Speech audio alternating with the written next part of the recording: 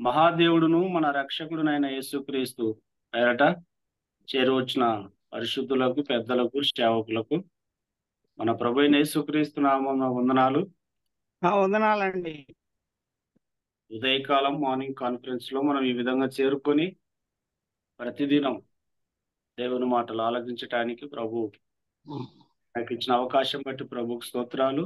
ఏర్పాటు చేసిన ప్రియులకు ప్రభు పేరట వందనాలు. ప్రార్థన చేసుకొని కూడికను ప్రారంభించుకుందాం. మన ప్రియులు ఎస్ రాజన్న గారు ప్రార్థన చేసి కూడికను ప్రారంభించుకుందాం. వందనాల ప్రార్థన చేసుకునే పెద్దలకి మరి సేవకులకి అందరికి వందనాలు. చేయగలిగిన తండ్రి నీకు వందనాలు, నీకు స్తుతులు స్తోత్రాలు ప్రభా. గడిచిన కాలం అంతా కాచి కాపాడిన దేవుడివి, అందును బట్టి నీకు స్తోత్రాలు. మా జీవితాల్లో మమ్మల్ని ప్రేమించి మాకు ఇచ్చిన మంచి దినానికై, నూతనమైన దినానికై వందనాలు ప్రభా. ఈ ఉదయ కాలము అయినా నీ నామలు నీ ప్రియులతో కలిసి లాగను ప్రభా నిన్ను స్తుతిస్తూ నీ వాక్యాన్ని ధ్యానం చేసుకుంటూ ఆనందించే ఆదరణ పొందేటటువంటి భాగ్యం ఇచ్చినందుకు వందనాలు ప్రభా.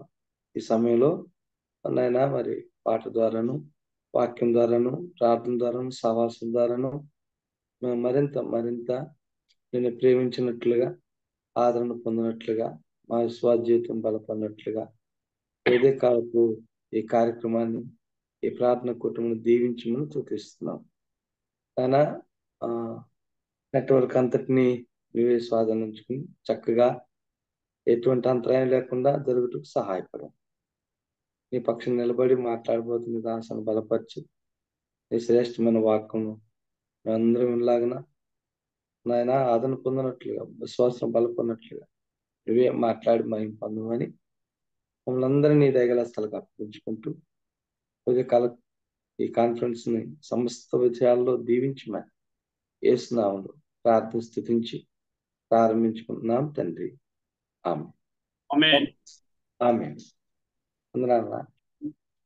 ఈ దినం మనకు పాట పాడటానికి మర్యాదాసన్న గారు ఒక పాట 2 చరణాలు పాడి ప్రభువును స్తుతిస్తారు.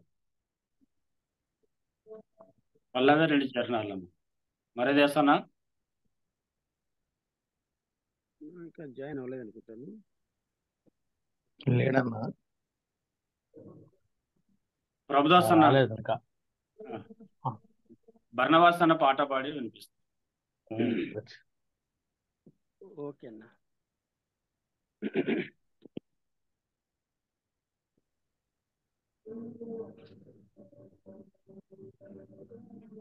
ఓకే, పాట పుస్తకం నుంచి ఒక పాట.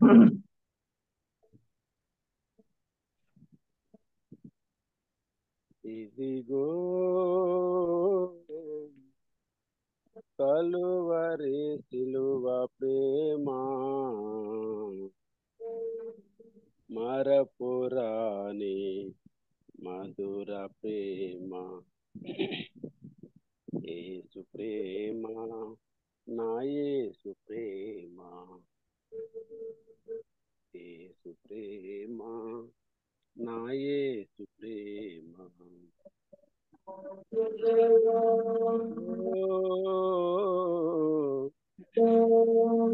కలువరి సిలువ ప్రేమ మరపురాని మధుర ప్రేమ, యేసుని సిలువకు పంపిన ప్రేమ, దోషిని కరుణతో పిలిచిన ప్రేమ, యేసుని సిలువకు పంపిన ప్రేమ, దోషిని కరుణతో పిలిచిన ప్రేమ, మరువజాలని ప్రేమ, నన్ను మరువని ప్రేమ, మరువజాలని ప్రేమ, నన్ను మరువని ప్రేమ, ఇదిగో కలువరి సిలువ ప్రేమ మరపురాని మధుర ప్రేమ మహిమైశ్వర్యము చూపిన ప్రేమ నా దోషములను మోసిన ప్రేమ మహిమైశ్వర్యము చూపిన ప్రేమ నా దోషములను మోసిన ప్రేమ విడువజాలని ప్రేమ నన్ను విడువని ప్రేమ విడువజాలని ప్రేమ నన్ను విడువని ప్రేమ ఇదిగో కలువరి సిలువ ప్రేమ మరపురాని మధుర ప్రేమ చెడిన నన్ను కడిగిన ప్రేమ పడిన నన్ను లేపిన ప్రేమ చెడిన నన్ను కడిగిన ప్రేమ పడిన నన్ను లేపిన ప్రేమ మరువలేని ప్రేమ మారని యేసు ప్రేమ మరువలేని ప్రేమ మారని యేసు ప్రేమ ఇదిగో కలువరి సిలువ ప్రేమ మరపురాని మధుర ప్రేమ యేసు ప్రేమ నా యేసు ప్రేమ యేసు ప్రేమ శ్రీ యేసు ప్రేమ ఇదిగో కలువరి సిలువ ప్రేమ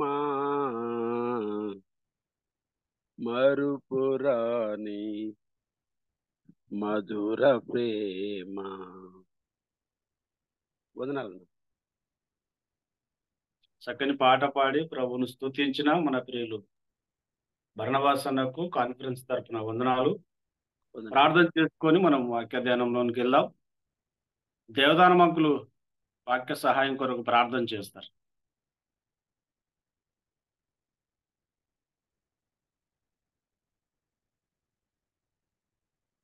కొల్లూరు దేవదానమంకులు.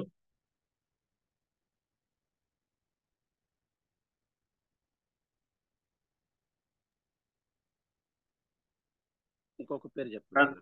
బ్రదర్ జి తిమోతి గారు ప్రార్థన చేస్తారు గుడిపాటి నుంచి.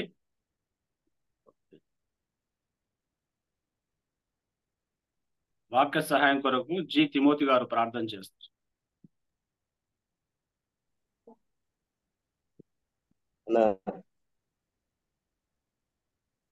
పరిశుద్ధుడా, ప్రేమ కలిగిన తండ్రి, కృతజ్ఞతలు నాయన, స్తోత్రాలు చెల్లిస్తున్నా.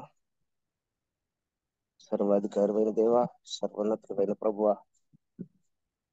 సర్వకృపాళికుడు రాజానికి వందనాలు, స్తుతులు స్తోత్రాలు తండ్రి.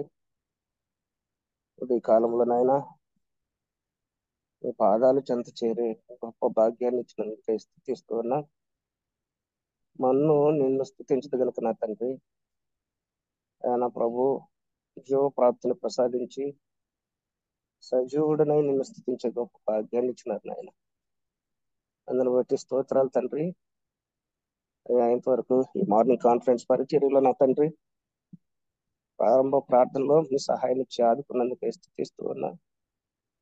పాట ద్వారా నైనా మీ దాసునైనా బలపరిచి నాయన మీ ప్రేమను స్మరించే కృపనిచ్చినందుకు స్తోత్రాలు చెప్పి, సమయంలోనైనా మీ దాసుడు మీ పక్షముగా నిలిచి అయ్యా నాయన మీ గ్రంథంలో నుండి మీ మాటలు బోధించిన ఉంటాడు కదా మాట్లాడు మీ దాసుని బలపరచండి తండ్రి.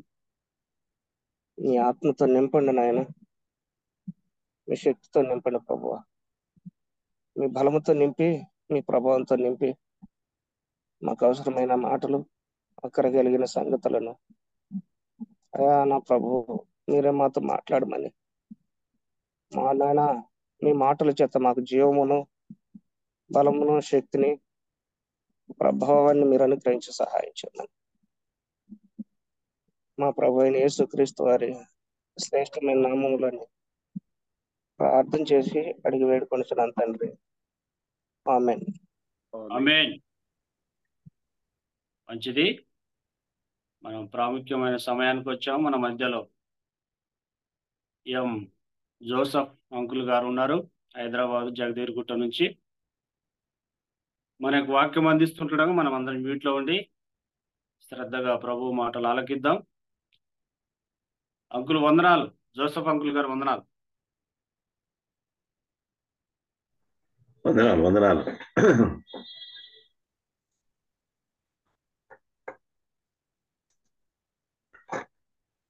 అందరికీ వందనాలు. దేవుని మహాకృపను బట్టి మరొకసారి మీ ముందు వచ్చి దేవుని వాక్యం ప్రకటించడానికి దేవుడు ఇచ్చిన కృపకై దేవునికి ఎంతగానో వందనాలు. ఈ ఉదయకాలంలో మనము 3 విశ్రాంతులు, బైబిల్లోని 3 విశ్రాంతుల గురించి ధ్యానం చేయాలని ఆశిస్తుంటున్నాను. ఒకటి దేవుని విశ్రాంతి, రెండోది దయ్యాల విశ్రాంతి, మూడవది దేహుల లేక మానవుల విశ్రాంతి. 3 విశ్రాంతులు మనం చూస్తుంటున్నాం. దేవుని యొక్క విశ్రాంతి మనకు ఆది కాండము 2వ అధ్యాయము 1 నుంచి 3 వచనాల్లో మనం చూస్తాం. అక్కడ దేవుడు మరి విశ్రాంతి తీసుకున్నవాడుగా కనిపిస్తుంటున్నాడు. అక్కడ సృష్టి మొదటి అధ్యాయంలో సృష్టి చేసిన తర్వాత 2వ అధ్యాయంలో మరి అక్కడ విశ్రాంతి తీసుకుంటున్నవాడుగా కనిపిస్తుంటున్నాడు. దేవుడు సమస్త సృష్టిని చేసి 7వ దినాన విశ్రాంతి తీసుకున్నాడు.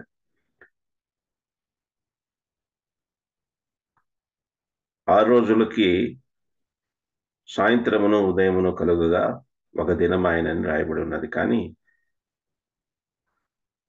7వ దినానికి సాయంత్రము ఉదయము లేనట్టుగా మనం చూస్తుంటున్నాం. అనగా అది నిత్యత్వాన్ని తెలియజేస్తుంది, నిత్య విశ్రాంతిని తెలియజేస్తున్నది. దేవుడు విశ్రాంతిలో ఉన్న దేవుడు మరలా మానవుని యొక్క కాలంలోకి వచ్చి తిరిగా మళ్ళీ నిత్య విశ్రాంతిలో ప్రవేశించిన వాడుగా కనిపిస్తున్నాడు. కనుక అది ముగిసిన సృష్టి కార్యాన్ని తెలియజేస్తుంది, ముగియని కాలాన్ని తెలియజేస్తుంది. 7వ దినం దేవుని యొక్క విశ్రాంతి మరి అలాంటిదని మనం చూస్తుంటున్నాం. కనుక దేవుడు ఆ యొక్క పనిని ముగించిన సంగతి 7వ దినం తెలియజేస్తుంది. అంతేకాకుండా అది ముగియని కాలాన్ని కూడా తెలియజేస్తూ ఉన్నది.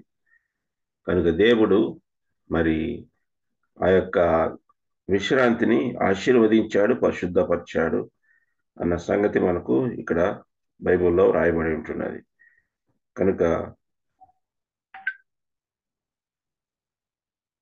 ఇది మన ప్రభు అయిన యేసుక్రీస్తు శిలువ మీద పలికిన 6వ మాటని గుర్తు చేస్తున్నది. ఆయన ఇదిగో సమాప్తమాయను అని చెప్తున్నాడు. ఏమి సమాప్తమాయనంటే శిలువ కార్యము లేకుంటే నూతన సృష్టి కార్యము మరి సమాప్తమైనట్టుగా మనం చూస్తుంటున్నాం.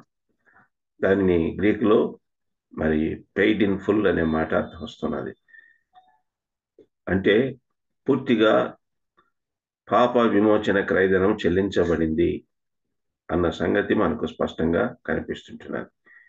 కనుక యేసు ప్రభు శిలువలో ఆయన ఎందుకు చనిపోయాడంటే, ఎందుకు విశ్రమించాడు అంటే మన పాప విమోచన క్రయధనం చెల్లించడానికి అని మనం చూస్తుంటున్నాం. కనుక యేసు ప్రభు ఆ యొక్క శిలువలో మన నిమిత్తము మరణించాడు. మన పాప విమోచన క్రైదనం చెల్లించడానికి మరణించాడు. మన పాపాలన్నీ కొట్టివేసి క్రీస్తు యేసు రక్తములో మరి శుద్ధి చేసి మనకు పాప క్షమాపణ రక్షణ దయచే నిమిత్తమే ఆయన శిలువలో మరణించిన క్రీస్తుగా మనం చూస్తుంటున్నాం. కాబట్టి యేసు ప్రభు ఆ యొక్క శిలువలో ఆయన మరణించిన సంగతిని ఇది మనకు జ్ఞాపకం చేస్తుంది. నూతన సృష్టి కార్యాన్ని ఆయన ముగించిన వాడుగా కనిపిస్తుంటున్నాడు.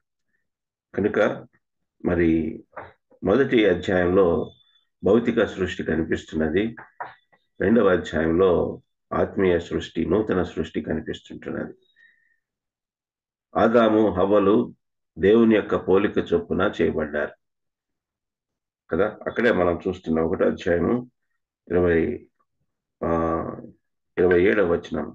దేవుడు తన స్వరూపమందు నరుని సృజించెను, దేవుని స్వరూపమందు వానిని సృజించెను, స్త్రీని గాను పురుషుని గాను వారిని సృజించెనని మనం చూస్తుంటున్నాం. కనుక మరి దేవుడు ఆదాము హవ్వలను సృష్టించిన 6వ దినాన సృష్టించాడు. కానీ తన స్వరూపమందు తన పోలిక చొప్పున నరుని చేసినట్టుగా మనం చూస్తుంటున్నాం. దేవుని యొక్క పోలిక మనకు కొత్త నిబంధనలో కొన్ని సంగతులు తెలియజేస్తున్నది. ఎఫెసీ 4:24 మనం చూస్తే అది నీతిని పరిశుద్ధతను తెలియజేస్తున్నది. దేవుని యొక్క నీతి పరిశుద్ధత ఆదామునికి ఇవ్వబడినట్టుగా మనం చూస్తున్నాం. దేవుని యొక్క మహిమ ఆ యొక్క ఆదాము వాళ్ళకి ఇవ్వబడినట్టు మనం చూస్తున్నాం.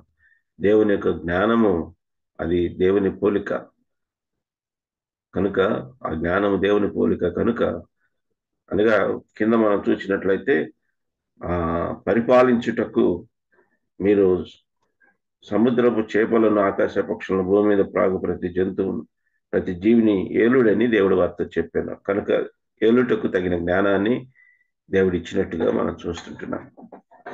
ఆ తర్వాత 2వ అధ్యాయంలో మనం చూస్తాము ఆదాము వాటికన్నిటికీ పేర్లు పెట్టినట్టుగా మనం చూస్తుంటున్నాం. కనుక మరి దేవుడు తన పోలిక చొప్పున నరుని చేశాడు. దేవుని కుమారుడని ఆదాము పిలువబడినట్టుగా మనం చూస్తుంటున్నాం. కనుక దేవుని పోలిక చొప్పున చేయబడిన ప్రతి మానవుడు దేవుని యొక్క విశ్రాంతిలో ప్రవేశిస్తాడు, అనగా దేవుని యొక్క నిత్యత్వంలో ప్రవేశిస్తాడని అర్థం. నిత్యము జీవించే కృపను ప్రభువైన యేసుక్రీస్తు ద్వారా మనము పొందగలిగాం. ఆదామునందు చనిపోయాము, కానీ పాపం చేసిన ఆదాము మనకు మరి మరణాన్ని తీసుకొని వచ్చాడు. కానీ క్రీస్తు యేసునందు ఆయన జరిగించిన శిలువ కార్యమునందు మనకు నిత్య జీవం కలిగినట్టుగా మనం చూస్తుంటున్నాం. ఇంకొక సంగతి మనం జ్ఞాపకం చేసుకుందాం. మరి నిర్గమకాండము 20వ అధ్యాయంలో మనం చూసినట్లయితే అది యూదుల విశ్రాంతిగా మనం చూస్తుంటున్నాం. 6 దినాలు పనిచేసి 7వ దినాన వారి విశ్రాంతి తీసుకుంటున్నారు. కానీ మరి నూతన నిబంధన క్రైస్తవ విశ్రాంతి, క్రైస్తవ సబ్బాత్ ఏంటంటే ఆదివారమున, వారంలో మొదటి దినాన మొదటి గంటల్లో మన ప్రభుని మనం స్తుతించి ఆయనను జ్ఞాపకం చేసుకొని మరి మన యొక్క వారాన్ని ప్రారంభించే వారంగా ఉన్నట్టుగా మనం చూస్తుంటున్నాం. కనుక ఈ యొక్క సబ్బాతు లేక విశ్రాంతి, దేవుని యొక్క విశ్రాంతి మనకు అనేక సంగతులు తెలియజేస్తూ ఉంటున్నది. కనుక ఇశ్రాయేలీలు 42 స్థలాలు దాటినట్టుగా వారు ఆ యొక్క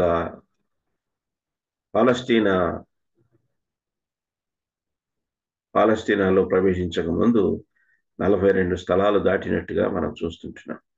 ఆ 42 సంఖ్య విశ్రాంతిని తెలియజేస్తున్నది. కనుక మరి ఆ యొక్క దేవుడు మనల్ని ఎందుకు రక్షించాడంటే ఆ నిత్య జీవంలోకి, నిత్య విశ్రాంతిలోకి ప్రవేశించడానికి. కనుక మనం ఎల్లప్పుడూ ఆయన సన్నిధిలో ఉండే ఆ యొక్క సన్నిధిని అనుభవించే కృపను దేవుడు మనకు దయచేశాడు. మనం చనిపోయిన తర్వాత మరి ఎల్లప్పుడూ ఆయన సన్నిధిలో ఉండే కృపను దేవుడు మనకు దయచేశాడు. కనుక క్రీస్తు యేసునందు మృతులు ధన్యులు అన్న సంగతి మనం చూస్తుంటున్నాం. కనుక మనం చనిపోకముందే ఆ యొక్క దేవుడు అనుగ్రహించే నిత్య జీవాన్ని మనం పొందవాలి. నిత్య మరణాన్ని దాటి నిత్య జీవంలోకి ప్రవేశించే కృపను క్రీస్తు యేసునందు మనకు అనుగ్రహించాడు అన్న సత్యము ఈ యొక్క సబ్బాతు తెలియజేస్తూ ఉంటున్నది. కనుక మరి యేసు ప్రభు యొక్క వంశావళి మత్తయి సువార్తలో మనం చూస్తే 42 తరాలు కనిపిస్తున్నాయి. 42 తరాలు 3 భాగాలుగా మనం చేస్తే, ఒకటి పితరుల తరము, రెండవది ప్రభువుల తరము, మూడవది ప్రజల తరము అని మనం చూస్తుంటున్నాం. ఈ వంశావళి ఎందుకు అని అంటే మనకు అనేక పాఠాలు సత్యాలు నేర్పిస్తారు. మనకు అది దేవుని యొక్క ప్రణాళిక అని, యేసు ప్రభు ఈ లోకానికి రావడం దేవుని యొక్క ప్రణాళిక అని మనం చూస్తున్నాం. దేవుని యొక్క ప్రవచనాన్ని మనం చూస్తుంటున్నాం. మూడవది దేవుని యొక్క ప్రమాణం లేక వాగ్దానము అని మనం చూస్తుంటున్నాం. కనుక రక్షకుడు మరి జన్మిస్తాడు, రక్షకుడు వస్తాడు అన్న వాగ్దానము కూడా మరి ఆ యొక్క వంశావళి తెలియజేస్తున్నది. కనుక ఆ 42 తరాలు అక్కడ కనిపిస్తున్నారు. 42 సంఖ్య 7 × 6 వేస్తే 42 వస్తుంది. 7 అంటే సంపూర్ణ సంఖ్య, 6 మానవుని సంఖ్య. కనుక మానవునికి దేవుడు అనుగ్రహించే సంపూర్ణ విశ్రాంతిని, నిత్య విశ్రాంతిని అది తెలియచేస్తున్నది. కనుక ఈ యొక్క విశ్రాంతి దేవుడు 7వ దినమును ఆశీర్వదించి పరిశుద్ధపరిచెను. అది సంపూర్ణ ఆశీర్వాదంగా మనం చూస్తాము. సంపూర్ణ పరిశుద్ధతని మనం చూస్తుంటున్నాం.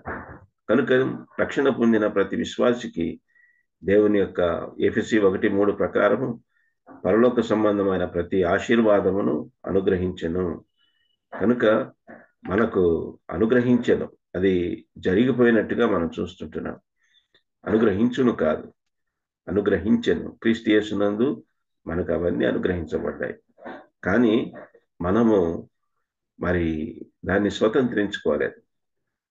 దాన్ని నేను ఆశీర్వదింపబడ్డాను అని చెప్పి మనము ఆ యొక్క ఆశీర్వాదాలు స్వతంత్రించుకొని దానిని మనము కనపరచాల. యాకోబు స్తంభాల గురించి మనం చదివేటప్పుడు అదే మనం చూసింది. దేవుని యొక్క ఆశీర్వాదము యాకోబుకి అప్పుడే ఆయన బెయేర్షెబా నుంచి వెళ్తూ ఉన్నప్పుడే, హారానికి వెళ్తూ ఉన్నప్పుడే దేవుని మరి ప్రత్యక్షత చూశాడు. ఆ యొక్క ఆశీర్వాదాన్ని స్వతంత్రించుకోలేకపోయాడు. 20 సంవత్సరాలు మరి అక్కడి నుంచి వెళ్ళిపోయి 20 సంవత్సరాలు ఆ యొక్క మామ చేత మోసపోతూ, లాభాన్ చేత మోసపోతూనే ఉన్నాడు. కానీ మరి అక్కడి నుంచి తిరిగి వచ్చినవాడు కాదు. 20 సంవత్సరాలు అక్కడనే వ్యర్థమైపోయినాయి. కనుక మనం చాలాసార్లు దేవుడు యొక్క ఆశీర్వాదాలు దేవుడు అనుగ్రహించాడు, కానీ దాన్ని మనం స్వతంత్రించుకొని దాన్ని అనుభవించే ఆ కృప మనకు లేదు. అందువల్లనే మనం చాలాసార్లు ఆ ఆశీర్వాదాలు ప్రదర్శించలేకపోతున్నాం. ఎంతసేపటికి మనకు భూలోక సంబంధమైన ఆశీర్వాదాల వరకే మనము దేవుని వైపు చూస్తున్నాము, కానీ ఆత్మ సంబంధమైన ఆశీర్వాదాలు మన జీవితాలలో దేవుడు ఎప్పుడుగానో అది నిత్యమైన ఆశీర్వాదాలు, పరలోక సంబంధమైన ఆశీర్వాదాలని మనం చూస్తున్నాం. సరే, మెట్టుకు ఈ యొక్క దేవుని యొక్క విశ్రాంతి 3-4 సంగతుల్లో మనం చూస్తాం. మొట్టమొదటిగా క్రీస్తు యొక్క విజయాన్ని అది తెలియచేస్తున్నది. క్రీస్తు యొక్క విజయాన్ని హెబ్రీయులకు రాసిన పత్రిక 10వ అధ్యాయము 12వ వచనంలో మనం చూసినట్లయితే అక్కడ మరి యేసు ప్రభు జరిగించిన ఆ యొక్క శిలువ కార్యము అక్కడ మనకు స్పష్టంగా కనిపిస్తున్నది. హెబ్రీయులకు రాసిన పత్రిక 10వ అధ్యాయము 12వ వచనం మనం చూద్దాం.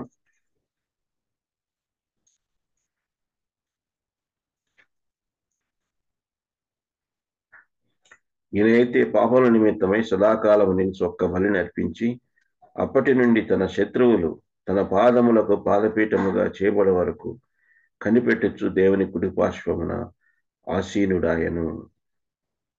కనుక దానికి ముందు 11వ వచనం, ప్రతి యాజకుడు దినదినము సేవ చేయొచ్చు, పాపములను ఎన్నటికీ తీసివేయలేని ఆ బలులనే మాటి మాటికి అర్పించుచు వచ్చెను. కనుక మరి పాపములు తీసివేయాలని ఆ బలుల్ని మరి ఆ యొక్క యాజకుడు అర్పిస్తూ వచ్చాడు. ఆ తర్వాత ఆ ప్రధాన యాజకుడు అతి పరిశుద్ధ స్థలంలోకి వెళ్ళినప్పుడు ఆ యొక్క కూర్చొని ఆ యొక్క కూర్చోడానికి ఏమాత్రము ఆయనకి అక్కడ ఎలాంటి సింహాసనం కానీ కుర్చీ కానీ లేనట్టుగా మనం చూస్తుంటున్నాం. ఎల్లప్పుడూ తిరుగుతూనే ఉండాలా, తిరిగినంతసేపు ఆ యొక్క గంటలు మోగుతూనే ఉండాలా. ఒకవేళ ఆగిపోతే ఆయన చనిపోయాడు అన్నట్టు లెక్క. కనుక ఆ నడుముకి మరి తాడు కట్టి ఉంటది. మరి అక్కడ ఉన్న యాజకులు ఆ గంటలు ఆగిపోయినాయి, ఆయన చనిపోయాడని చెప్పి గ్రహించి ఆ యొక్క తాడును, నడుముకు కట్టిన తాడును లాగివేస్తారు. కనుక ఎల్లప్పుడూ తిరుగుతూనే ఉండాలా. మరి అక్కడ కూర్చోవడానికి ఎలాంటి కుర్చీ లేనట్టు మనం చూస్తాం. దాని అర్థం ఏంటంటే ఆ యొక్క రక్షణ కార్యము పూర్తి కాలేదు. మాటి మాటికి అవే ఎన్నటికీ పాపములు తీసివేయాలని ఆ బలునే మాటి మాటికి అర్పిస్తూ వచ్చారు. పాపం తీసివేయాలని అంటే పాపాన్ని కప్పి ఉంచింది. పాత నిబంధన రక్తము మరి ఎలాగూ ఆదాము అవ్వాలని మరి ఎలాగో కప్పి ఉంచిందో అది ప్రాయశ్చిత్తం అంటే. అటోన్మెంట్ అంటే అర్థం అదే, కప్పి ఉంచుట. పైనుంచి దేవుడు చూసినప్పుడు ఆ యొక్క పాపములు కనిపించకుండా మానవుని యొక్క పాపము ఆ యొక్క రక్తము కింద దాగి ఉన్నట్టు మనం చూస్తాం. కానీ పాపములు తీసివేయబడలేదు. కానీ కొత్త నిబంధన రక్తం లేకుంటే యేసు ప్రభు రక్తము ఆ పాపములను పూర్తిగా తీసివేసి శుద్ధి చేసి ఎన్నడూ పాపము చేయలేదన్నట్టుగా పూర్తిగా తెడిచివేయబడిన ఆ కృప మనకు కనిపిస్తున్నది. కనుక అందుకని ఇక్కడ యేసు ప్రభు సదాకాలం నిలిచి బలిని అర్పించి మరి తండ్రి కుడి పార్శ్వమున కూర్చున్నాడు అంటే పని పూర్తి అయినట్టు లెక్క. సంపూర్ణంగా పని మరి జరిగించిన వాడుగా మనం చూస్తుంటున్నాం. ఈ యొక్క శిలువ కార్యములో యేసు ప్రభు సాతాను మీద జయము, మరణం మీద జయము పొందినట్టుగా మనము అనేక వచనాలు మనకు కనిపిస్తుంటున్నాయి. కనుక ఆయన క్రీస్తు యొక్క విజయాన్ని ఈ దేవుని విశ్రాంతి తెలియజేస్తున్నది. రెండవది క్రీస్తు యొక్క వివాహం. ఆదికాండం 2వ అధ్యాయంలో 2 విశ్రాంతులు ఉన్నాయి. ఒకటి దేవుని యొక్క విశ్రాంతి, రెండవది ఆదాము విశ్రాంతి. ఆదాము క్రీస్తుకు సాదృశ్యంగా ఉన్నాడు. ఆదాము ఎలాగూ మరి నిద్రపోయిన తర్వాత ఎలాగూ హవ్వ పకటెముక ద్వారా చేయబడిందో అలాగనే యేసు ప్రభు చనిపోకపోతే మరి మనకు సంఘం అనే ఆ యొక్క హవ్వ వచ్చి ఉండేది కాదు. కనుక యేసు ప్రభు శిలువ మీద చనిపోబట్టే మరి మనము సంఘ వధువుగా మనము ఆవిర్భవించాం. హవ్వ సార్వత్రిక సంఘాన్ని తెలియజేస్తున్నది. అదే 2వ అధ్యాయంలో ఆఖరణ చెప్తున్నాడు, పురుషుడు తన తల్లిని తండ్రిని విడిచి మరి భార్యను హత్తుకొనును అన్న సత్యము స్థానిక సంఘ సత్యం అది. కనుక మరి అంటే మన బ్రదర్ అండ్ టీచింగ్ అదే. ఎవరు ఈ యొక్క డయాసిస్లు కానీ ఈ యొక్క సమావేశాలు కానీ బ్యాప్టిస్ట్ వాళ్ళకున్నట్టు ఇలాంటివి మన సంఘాలలో లేవు. ఇంతకుముందు లేవు, ఇప్పుడు ఉంటున్నాయి. ఇప్పుడు ఒక్కొక్కళ్ళు ఇది మా సంఘాలు, మేము ఏర్పరిచిన సంఘాలు ఇవి మావి అని చెప్పుకుంటూ మరి చాలామంది అలాగూ ఆ సంఘాల మీద పెత్తనం చేస్తూ ఉన్నారు. మరి చందాలు కూడా వచ్చిన చందాలు ఆ ఒక్కరి పేరు మీదనే ఉంటున్నాయి. ఇవన్నీ కరెక్ట్ కాదు, ఇవి వాక్యానుసారం కాదు. పురుషుడు తన తల్లిని తండ్రిని విడిచి భార్యని హత్తుకున్నంటే అర్థము మరి ఆ యొక్క స్థానిక సంఘము అది యేసు ప్రభు తన స్వరక్తం ఇచ్చి సంపాదించిన సంఘము. అది పూర్తిగా ఇక తల్లిదండ్రుల అధికారము ఆ యొక్క పురుషుడు ఆయన భార్య మీద ఉండదు అని అర్థం వస్తున్నది. వారు స్వయం ప్రతిపత్తి కలిగి మరి ఒక ప్రత్యేకత కలిగి ఉంటారు. ఆ అధికారం ఎవరి అధికారము వారి మీద ఉండదు. దేవుని యొక్క ఆ యేసు ప్రభు యొక్క శిరసత్వం కిందనే ఆ యొక్క స్థానిక సంఘం ఉంటుందన్న సత్యము అది మనకు బోధిస్తున్నది. కాబట్టి దయచేసి ఇది వాక్య సత్యము కనుక మరి ఎవరు ఏ సంఘం మీద కథనం చేయడానికి వీలు లేదు. స్థానిక సంఘంలో సంఘ పెద్దలు పరిచారకులు ఉండి సంఘాన్ని నడిపిస్తారు. కనుక ఇప్పుడు చాలా చోట్ల సేవకులే ఉండి నడిపిస్తూ ఉంటున్నారు. అది కరెక్ట్ కాదు. కనుక మరి వచ్చిన చందా అంతా వాళ్ళే తీసుకొని ఇది మరి మాకు సంబంధించింది, మా యొక్క మరి కుటుంబ ఖర్చులకి నేను వాడుకుంటున్నాం అనేది చాలా తప్పది. అది స్థానిక సంఘ క్షేమం కొరకు, అభివృద్ధి కొరకు ఆ యొక్క చందాలు వాడాలా. మరి ఇవ్వచ్చు సేవకులకి సంఘ పెద్దలు కొంత మొత్తాన్ని నిర్ణయించి ప్రతి నెల ఇస్తూ ఉన్నారు. స్థానిక సంఘము పోషించాల మరి సేవకుల్ని. స్థానిక సంఘము వారిని సిఫారసు చేసింది కాబట్టి అలాగూ సిఫారసు చేయకపోతే మరి స్థానిక సంఘమే సిఫారసు చేయకపోతే బయట వాళ్ళు ఎలాగూ వాళ్ళకి ఏదైనా ఈవులు ఇస్తారు? ఇవ్వరు. కాబట్టి ఈ స్థానిక సంఘ సత్యాలు మనం నేర్చుకుందాం, దానికి కట్టుబడి ఉన్నాం. అది సరైందా కాదా అన్నది వాక్యానుసారమైన దానిని బట్టి మనము మరి పోల్చుకొని మనము సరైన మరి వాక్య సత్యాన్ని గట్టిగా పట్టుకొని దాని ప్రకారంగా జీవించవలసి ఉంటున్నది. సరే, మెట్టుకు మన అంశం అది కాదు. యేసుక్రీస్తు యొక్క వివాహాన్ని ఈ యొక్క విశ్రాంతి తెలియచేస్తున్నది. కనుక యేసు ప్రభు సెలవులో విశ్రమించాడు కనుక సంఘం యొక్క ఆవిర్భావము మరి ఏర్పడినట్టుగా అది మనకు తెలియచేస్తున్నది. మూడవది క్రీస్తు యొక్క విడుదల. మరి మత్తయి సువార్త 11:28లో మనం చూస్తే, ప్రయాసపడి భారం మోసుకుంటున్న సమస్త జనులారా నా యొద్దకు రండి, నేను మీకు విశ్రాంతిని దయచేస్తానని చెప్తుంటున్నాడు. అక్కడ కూడా మరలా 2 విశ్రాంతులు ఉన్నాయి. మరి ఆయన ఆ విశ్రాంతి అంటే విరామము లేకుండా పనిచేస్తున్న, మరి ఆ యొక్క ప్రయాసపడి భారం మోసుకుంటున్న, పాప భారము, ఆచార భారము వారు మోస్తూ ఉన్నారు. కనుక అనేక ఆచారాలు ఈ రోజుల్లో విశ్వాసులు మరి రక్షణ పొందినప్పటికీ అనేక ఆచారాలు కలిగి ఉంటున్నారు. అది చాలా తప్పది.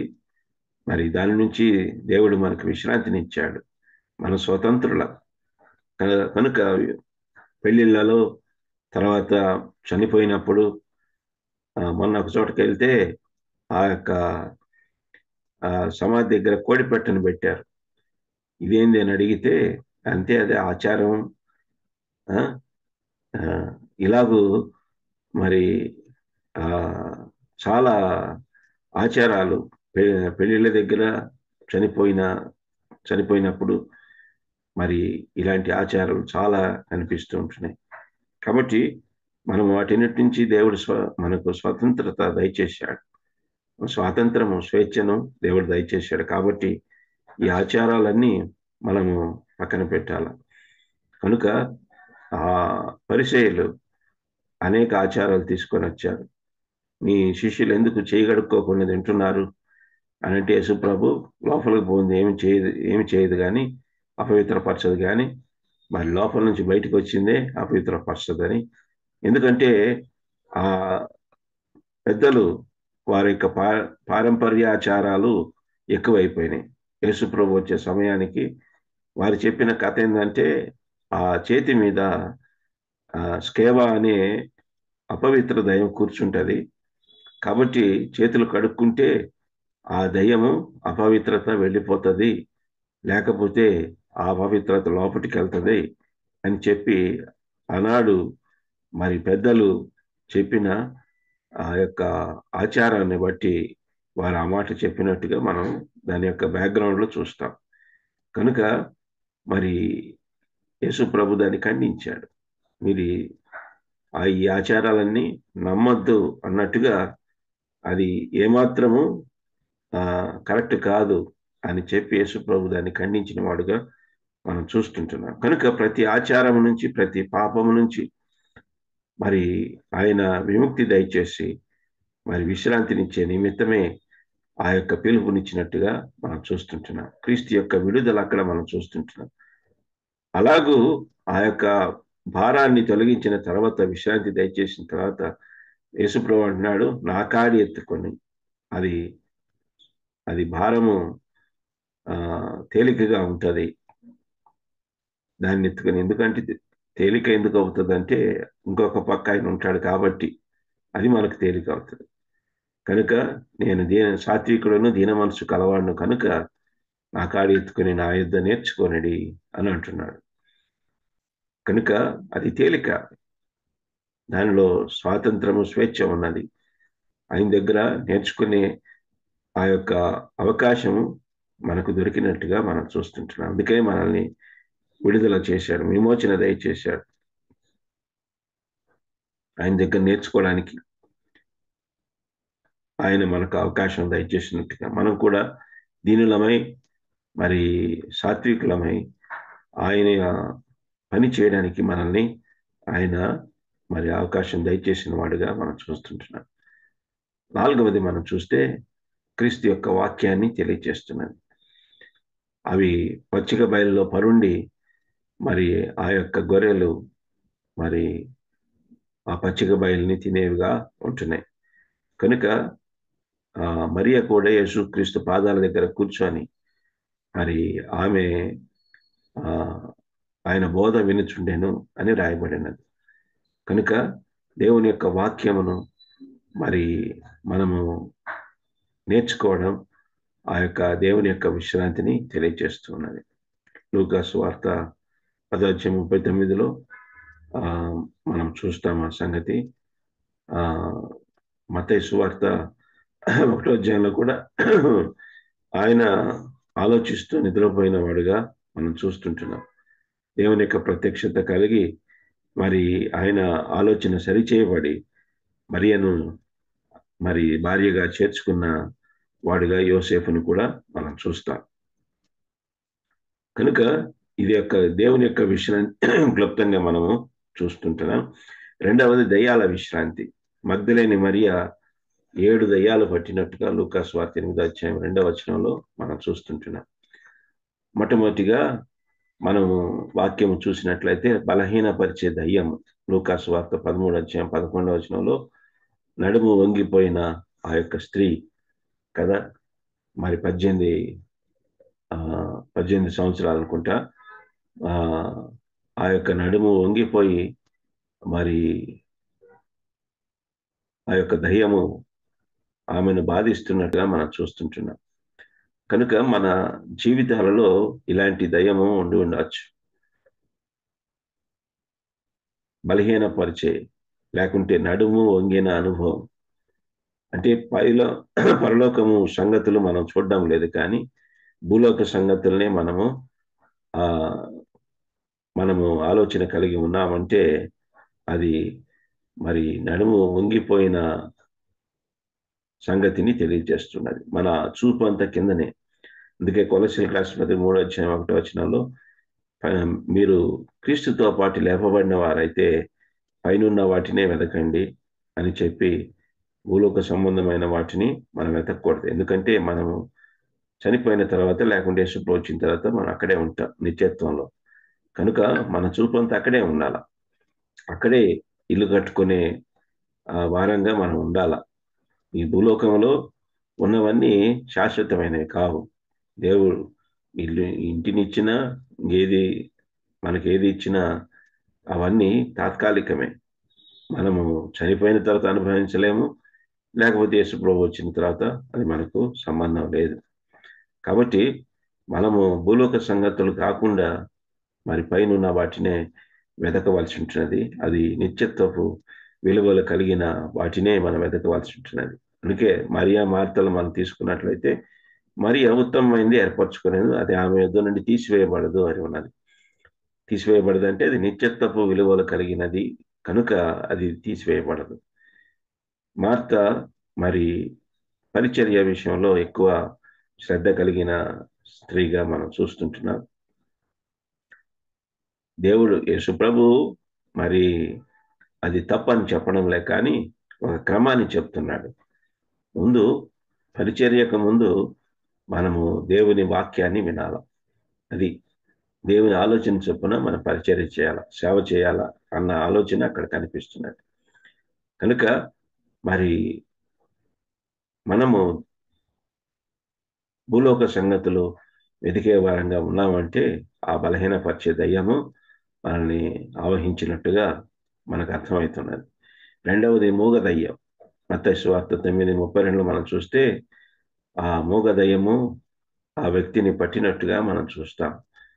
అంటే మనము ప్రభువుని గురించి సాక్ష్యం ఇవ్వడం లేదు, ప్రభువుని గురించి ప్రకటించడం లేదు, సువార్త ప్రకటించడం లేదు. ఎప్పుడైనా ఎవరికైనా ఒక సువార్త పత్రిక ఇచ్చావా? ఎవరికైనా మరి సువార్త ప్రకటించావా? యేసు ప్రభు దేవుడు రక్షకుడు నీ కోసం ప్రాణం పెట్టాడని ఒక మాటన చెప్పగలిగావా? ఆదివారము మరి ఆ యొక్క దేవుని సన్నిధికి వచ్చినప్పుడు యేసుక్రీస్తు నన్ను రక్షించాడు, నా పాపాలు క్షమించాడు, నా కొరకు సిలువలో బలయ్యాడు, ఆయన నా రక్షకుడు, నా దేవుడు అని చెప్పి ఈ రోజుల్లో పాట పాడుతున్నారు చాలా మంది. చాలా పాటలు మన పుస్తకాల్లో ఉన్నాయి. ఇశ్రాయేలు దేవా, అబ్రహాము, ఇస్సాకు, యాకోబు దేవా అని పాడుతున్నారు. అది పాత నిబంధన సత్యం అది. కానీ ఇప్పుడు నా దేవుడు, నా రక్షకుడు అని పాడాలి. కనుక మరి ఇశ్రాయేలుల దేవుడు అన్న సంగతి నిజమే, కానీ అది ఇప్పుడు మన దేవుడు అయ్యాడు. ఒకప్పుడు మనము మరి నిరీక్షణ ఇశ్రాయేలుతో సహపూరణం కాదు, నిరీక్షణ నిబంధన లేని జనులము. ఇప్పుడు మనకు ఆయన రక్షకుడయ్యాడు, మనకు దేవుడు అయ్యాడు. కనుక నా దేవుడు, నా రక్షకుడు అని పాడాలి. కానీ ఇశ్రాయేలు దేవుడు అంటే ఇంక మనకు సంబంధం లేదన్నట్టు లెక్క. కనుక మరి మనము మౌనంగా ఉంటున్నామా? మూగదయ్యం పట్టినట్టు మనము మౌనంగా ఉంటున్నాం. సమరయ స్త్రీ ఎప్పుడైతే ఈయన క్రీస్తు అని తెలుసుకున్నదో వెంటనే ఊరిలోకి వెళ్ళిపోయి అందరికీ ప్రకటించింది. కనుక ఈయన క్రీస్తు ఏదో గొప్ప మరి బైబిల్ తెలిసిన ప్రసంగికుడుగా ఆమె వెళ్ళలేదు. కనుక మరి తను పొందిన ఆ యొక్క అనుభవాన్ని, ఆ యొక్క ఆనందాన్ని అందరికీ తెలియచేస్తున్నది. ఈయన క్రీస్తు కాడ 3 మాటలే. కాబట్టి ఆ యొక్క సాక్ష్యాన్ని, ఆ యొక్క ఆనందాన్ని ఊరిలో వారికి అందరితో పంచుకుంది. వారి అందరూ వచ్చి ఆయనని ఒక వాక్యం విని ఆయన సొంత లక్ష్యంగా స్వీకరించినట్లుగా మనకు యోహాను సువార్త 4వ అధ్యాయంలో స్పష్టంగా కనిపిస్తున్నది. తెలుగులో ఆ యొక్క భావం లేదు, కానీ ఇంగ్లీష్లో హీ మస్ట్ గో త్రూ సమరయ. మస్ట్ అనే మాట చాలా ఇంపార్టెంట్. మస్ట్ అంటే తప్పక వెళ్ళవలసింది. ఆ దినాన్ని అక్కడ మరి ఆ సమరయ స్త్రీ రక్షణ గురించిన ఆలోచన ప్రభు కలిగిన వాడై మరి ఆయన మామూలుగా యూదులు సమరయ గుండా వెళ్ళరు. ఆమె అన్నది, యూదులు సమరయులతో సాంగత్యం చేయరు, నువ్వు యూదుడవై ఉండి నన్ను మరి నీళ్ళు అడుగుచున్నావే అని చెప్పి ఆమె ప్రశ్నిస్తున్నది. కానీ యేసు ప్రభు యొక్క ఆలోచన, ఆయన యొక్క మరి భారము ఆ నీటి గురించి కాదు.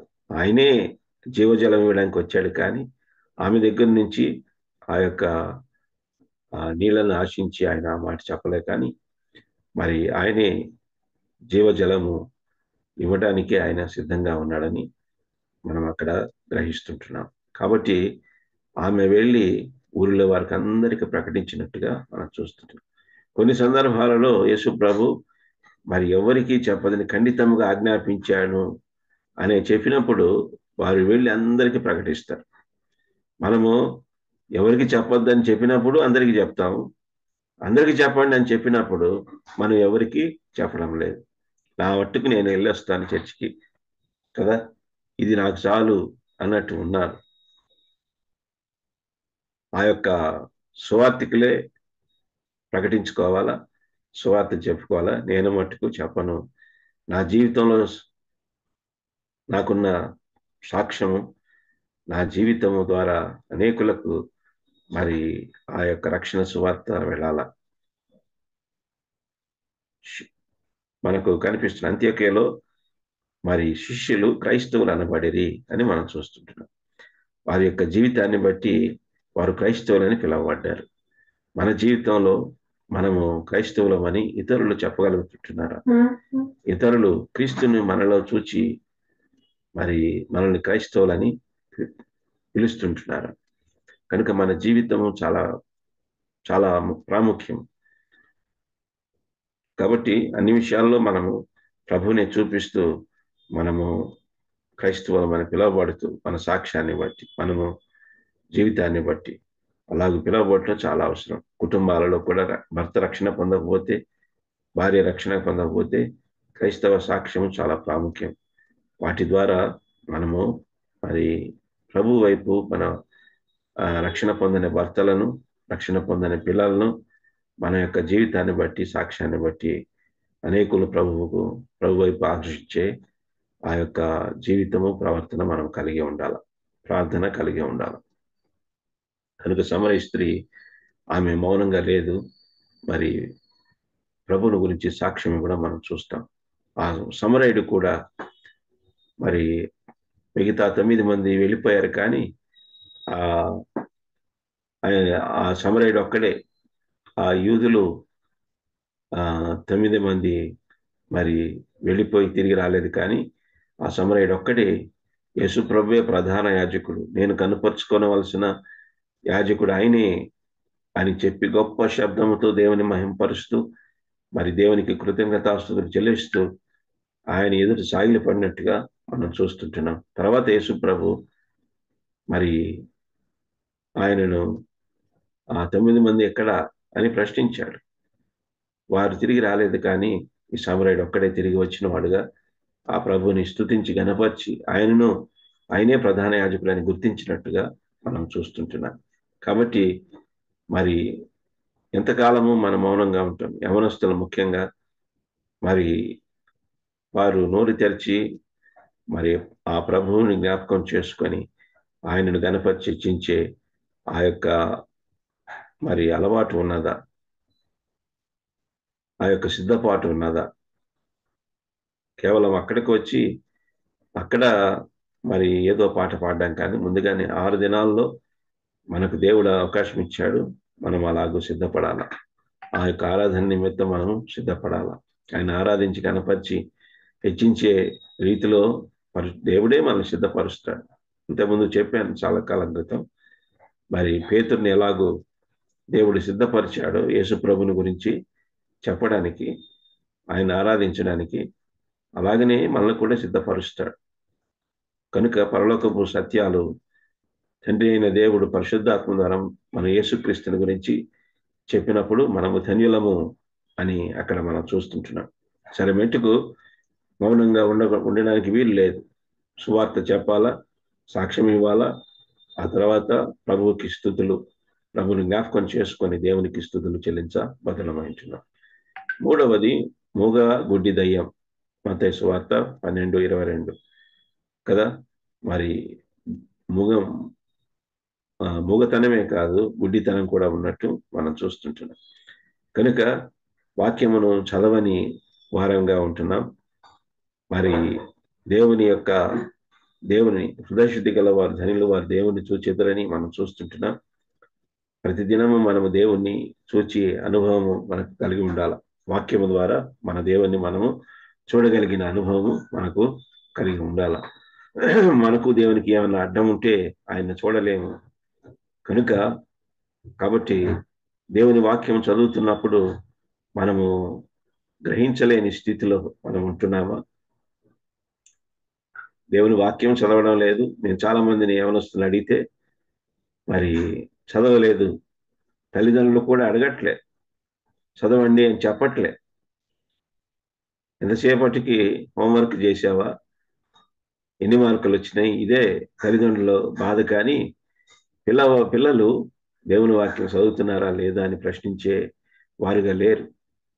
ఈనాడు యవనస్తులు చర్చిలకు రావడం లేదు, ఎందుకంటే సెల్ ఫోన్ చాలా ప్రాముఖ్యమైంది. ఈ కరోనా తర్వాత పిల్లలకి మరీ ఎక్కువ అయిపోయింది. గేమ్స్ ఆడుకుంటా మరి పిల్లలకి తల్లిదండ్రులు సెల్ ఫోన్లు ఇచ్చేస్తూ ఉన్నారు. ఎందుకంటే ఇంకా వాడు సైలెంట్గా ఉంటాడు, మనల్ని తొందర చేయడు, ఎక్కడ బయటికి వెళ్ళడు, ఇంట్లోనే ఉంటాడు అన్న ఆలోచనతోనే సెల్ ఫోన్లు ఇచ్చేస్తూ ఉన్నారు. నిజానికి అది భౌతికంగా కానీ, మానసికంగా కానీ, ఆత్మీయంగా కానీ చాలా దెబ్బతీస్తుంది. కనుక అది ఎంతవరకు వాళ్ళ వల్ల కమ్యూనికేషన్ కోసమే, జస్ట్ కమ్యూనికేషన్ కోసమే సాతానుడు ఇప్పుడు దానిని మరి అరచేతిలో ప్రపంచాన్ని చూపిస్తూ ఉన్నాడు. ఈ మధ్య కాలంలో నేను ఒక డైలీ డివోషన్లో ఒక సంగతి పెట్టాను. 13 ఏళ్ల బాలుడు ఆ యొక్క సెల్ ఫోన్లో పోర్నోగ్రఫీ చూసి తన 9 సంవత్సరాల చెల్లిని రేప్ చేసి చంపివేశాడు. ఇది ఈ మధ్యకాలంలో జరిగింది. అది న్యూస్లో వచ్చింది.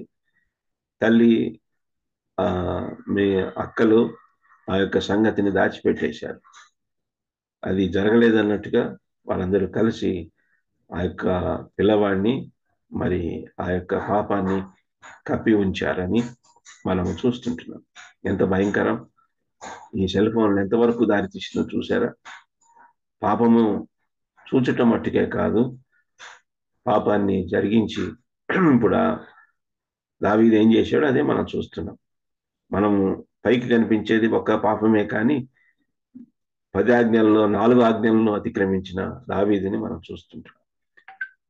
కనుక మన యొక్క మరి చూపు దేని మీద? వ్యర్థమైన వాటిని చూడకుండా నా కన్నులు తిప్పివేయమని కీర్తనకారుడు ప్రార్థన చేస్తూ ఉన్నాడు. వ్యర్థమైన వాటిని చూస్తూ మరి ఆత్మీయ సంగతులకి మనం గుడ్డి వారముగా ఉంటే మనము ఆత్మీయ ఎదగలేము, ప్రభు కొరకు జీవించలేము. కనుక ప్రతిదినము హృదయ శుద్ధి కలిగి ఆ దేవుణ్ణి చూచే వాక్యము మనం కలిగి ఉండాలని వాక్యము చదివి గ్రహించి, ఆ నపుంసకుడు మరి రథములో వెళ్ళుచు అరణ్యములో ఆ యొక్క దేవుని యొక్క వాక్యాన్ని చదువుతున్నాడు. చూసారా? శ్రద్ధ ఉన్నది, కానీ గ్రహించలేని స్థితిలో ఉన్నది. కానీ ఆశ ఉంటే దేవుడు తన యొక్క దాసుల ద్వారా ఆ యొక్క సత్యాన్ని వివరిస్తాడని ఆ యొక్క సందర్భంలో ఫిలిప్పును మరి దేవుడు, పరిశుద్ధాత్మ దేవుడు మరి తీసుకొని వెళ్ళి ఆ యొక్క లేఖన భాగాలను వివరించడానికి, ఆయనకు సహాయం చేయడానికి ఆ యొక్క దేవుడు నడిపించినట్టుగా మనం చూస్తుంటున్నాం. కనుక ఈ దినాల్లో మనకు లేఖనాలను చదివి, వాక్యము చదివి దాన్ని గ్రహించడానికి దేవుని యొక్క సహాయము, దేవుని యొక్క దాసుల ద్వారా, పరిశుద్ధాత్మ ద్వారా మనకు దేవుడు సహాయం చేస్తాడన్నది ఇక్కడ మనకు స్పష్టమవుతుంటున్నది. అలాగని చాలామంది చాలాసార్లు ఏమంటారంటే వ్యాఖ్యానాలు, కామెంటరీస్ చదవకూడదు, బుక్స్ చదవకూడదు అని అంటే దాని అర్థం ఇలాగూ వాక్యాన్ని కూడా వినొద్దని అర్థం.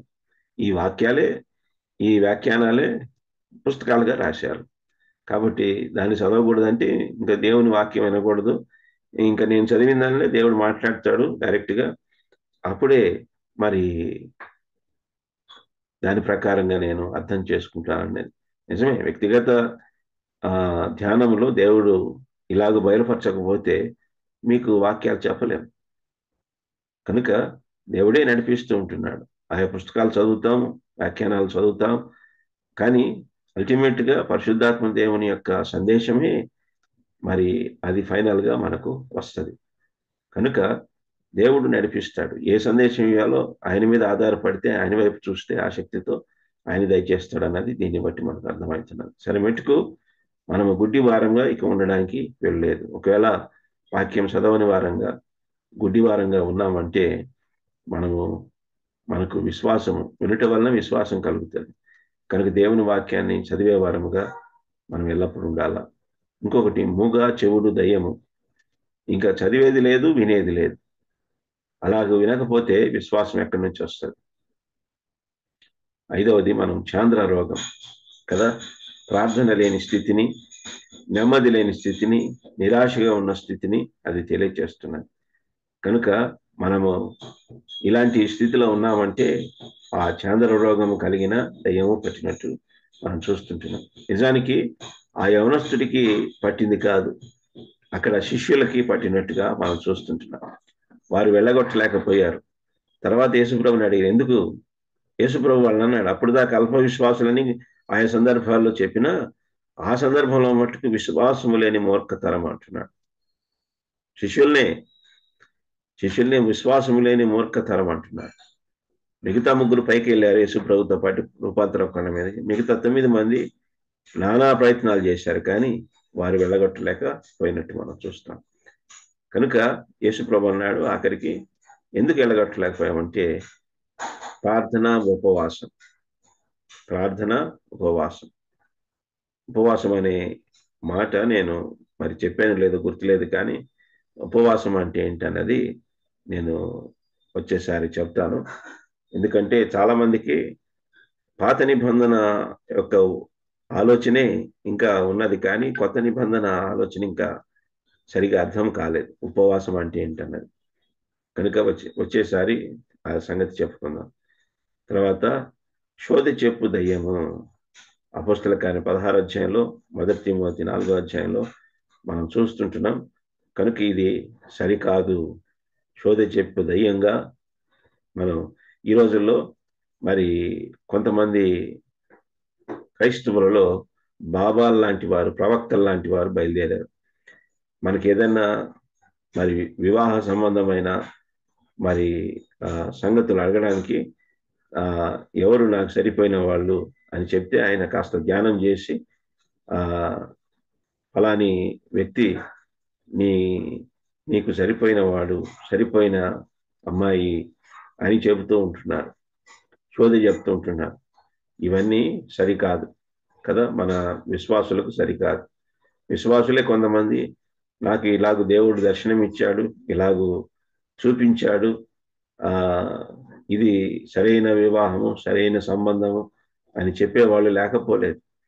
కనుక ముఖ్యంగా స్త్రీలు ఇలాంటి తప్పుడు ఆలోచనలు కలిగి ఉంటున్నట్టుగా మనం చూస్తుంటున్నాం. వాటన్నిటినీ సరిచేద్దాం, మనకు అది సరిపడదు. ఆఖరిగా అపవాది యోహాను సువార్త 13:2-20 ఇస్కరియోతు యూదా ద్వారా యేసు ప్రభుని తృణీకరించిన అపవాదిని మనం చూస్తుంటున్నాం. సాతాను వాళ్ళలో ప్రవేశించెను అనే సంగతి అక్కడ రాయబడి ఉంటున్నది. వాడు అపవాది సంబంధి అని అక్కడ రాయబడి ఉంటున్నది. కాబట్టి మనము అపవాదికి చోటు ఇవ్వకుండా అపవాదిని ఎదిరిస్తూ మనము ధైర్యంగా ముందుకు సాగవలసిన అవసరత ఎంతైనా ఉన్నది. మూడవది మనం చూస్తే దేహుల విశ్రాంతి. యోనా విషయంలో ఆ యొక్క హాయిగా నిద్రపోతున్నాడు. దేవునికి అవిధేయుడై దేవుని మాట వినకుండా ఆ యొక్క తర్షీషుకు వెళ్తున్నవాడుగా అక్కడ అవిధేయత కనిపిస్తున్నది దేవుల విశ్రాంతిలో. నోవహు విషయంలో మరి అవమానం కనిపిస్తున్నది. బాగా తాగి మరి మత్తుడై తన యొక్క గుడారములో నిద్రిస్తున్నవాడుగా, మరి అవమానకరమైన స్థితిలో దిగంబరిగా ఆ యొక్క నోవహు నిద్రిస్తున్నవాడుగా మనం చూస్తాం.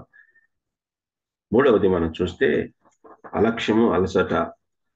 ఆ యొక్క గిచ్చమైన తోటలో యేసుప్రభు ప్రార్థించమని అడిగినప్పుడు వాళ్ళు హాయి నిద్రపోతూ ఉన్నారు. కనుక అది అలక్ష్యాన్ని, అలసటని తెలియజేస్తున్నది. నాలుగవది మన అనుమానాన్ని మనం చూస్తాం. మత్తయి సువార్త 1:19 యోసేపు మరియను అనుమానిస్తూ అలాగనే నిద్రపోయిన వాడిగా మనం చూస్తుంటున్నాం. కనుక వీటన్నిటికీ మనకు కావలసిన సమాధానం ఏంటంటే లెమ్ము తేజరిల్లుము. దేవుని యొక్క ప్రత్యక్షత, పునరుద్ధానము, ప్రకాశత కలిగి మనము మరి తేజరిల్లే వాళ్ళంగా, ప్రభువుని నామహిమార్థమై జీవించే వారంగా ఉండాలన్నది దీని యొక్క అర్థం. కనుక ఈ యొక్క ఉదయకాలమున దేవుడు మనతో మాట్లాడుతున్నాడు. మనము మగవారంగా, గుడ్డివారముగా, దేవుని చేత విమోచన క్రీస్తు యేసు రక్తంలో కడగబడిన ప్రతి ఒక్కరము మనము ఇంకా మూగవారంగా ఉండడానికి లేదు, గుడ్డివారంగా ఉండడానికి లేదు, చెవిటి వారంగా ఉండడానికి వీలు లేదు, బలహీనంగా ఉండడానికి వీలు లేదు. మనల్ని క్రీస్తు యేసును బలహీనమే. పౌలు కూడా బలహీనుడే. తన బలహీనతలను క్రీస్తు ఎదుట ఒప్పుకొని మరి ఆయన దగ్గర చాలినంత కృపను బలాన్ని పొంది దేవుని యొక్క సేవను మరి ఘనంగా జరిగించాడు. తన పరుగును కడముట్టించి ఆ కిరీటము సంపాదించుకున్నవాడిగా మనకు వాక్యం సెలవిస్తుంది. కాబట్టి మన ప్రభు కొరకు జీవిస్తూ ఆయన ఇచ్చిన ఆ యొక్క రక్షణను అనేకులకు చాటిస్తూ మరి ఆయనను ప్రభువుని ఘనపరుస్తూ హెచ్చిస్తూ మనం ముందుకు సాగునట్టు దేవుడు మనకు సహాయం తెచ్చిన దేవుడి మాటలు దించారు.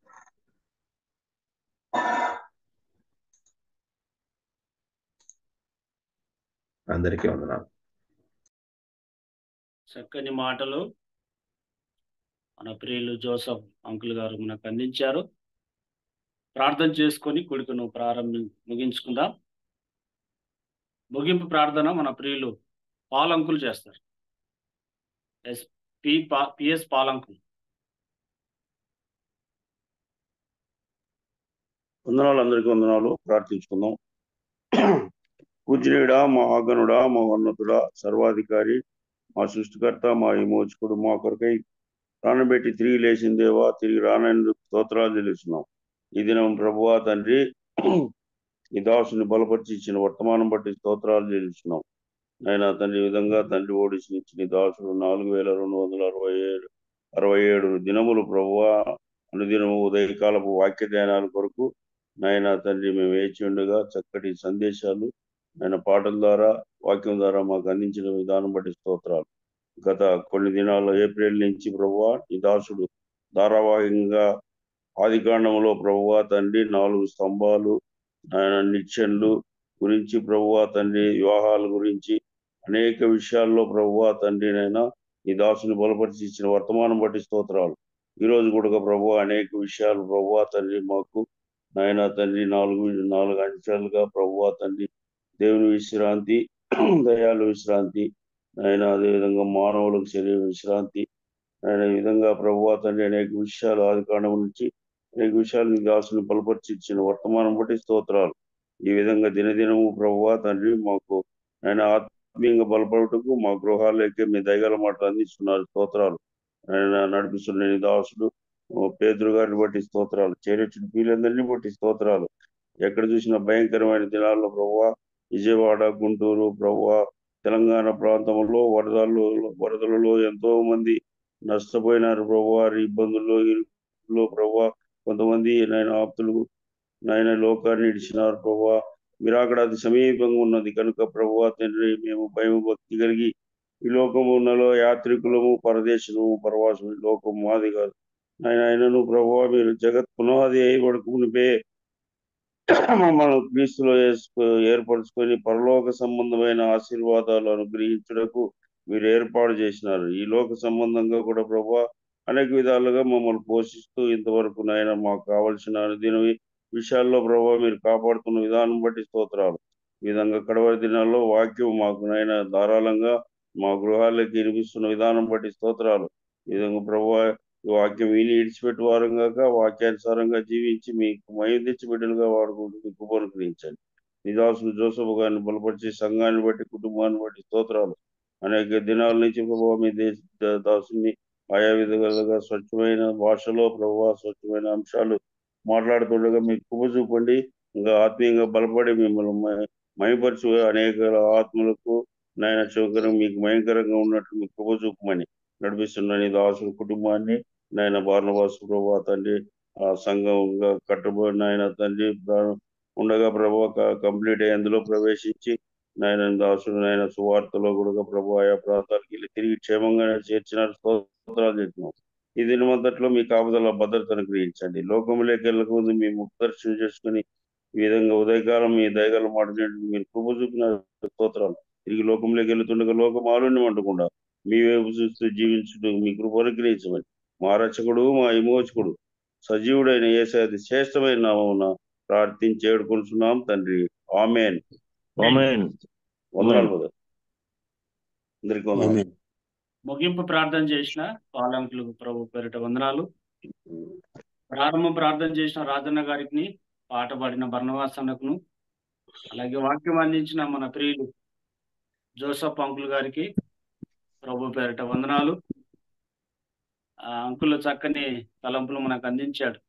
దేవుని విశ్రాంతి, దయ్యముల విశ్రాంతి, దేహుల లేదంటే మానవుని యొక్క విశ్రాంతిని గురించి 3 భాగాలు మాట్లాడాడు. పూర్తిగా ఇంకా సమయం సరిపోలేదు, కొంత మధ్యలోనే మనకు క్లుప్తంగా అందించాడు.